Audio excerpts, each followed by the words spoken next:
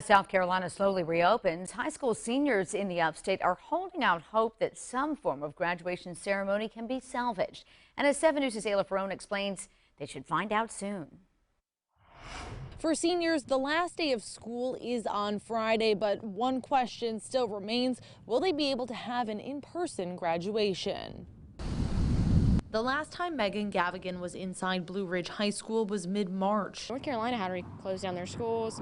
Georgia was already closed down, and we just thought it was going to be soon, but we didn't know when. The final weeks of her senior year now spent at home. It's been really hard. I just want to see everyone again. I just want to talk to everyone, say my last goodbye, and I feel like that's been taken away from me. One thing she hopes she will have is an in-person graduation. I will do anything to walk across that stage. And she's open to any option. Whether it's in an arena, the football field, right here, walking across this driveway, whatever works. The Greenville County School District is exploring all of their options. Can it be done?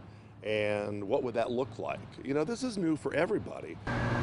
Leaders are now in talks with Bon Secours Wellness Arena, which hasn't held an event there since the SEC basketball tournament in early March. I know that they have concerns about how do we maintain social distancing with X number of people coming into that very large venue. The district put out a survey to seniors and their parents for suggestions. Can we pull it off? Can we fashion something that is not only safe but satisfies that wish that so many people have?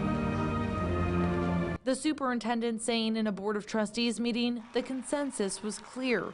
Both parents and students who responded want an in-person graduation if possible. We have to make sure that this class of 2020 and their family members are safe. And seniors like Gavigan are ready to make it happen no matter what guidelines they have to follow. Whether we have to be 6 feet apart, masks, gloves, it doesn't matter.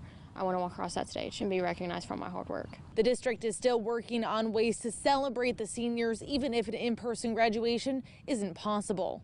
I'm reporting in Greenville County, Ayla Ferrone, 7 News.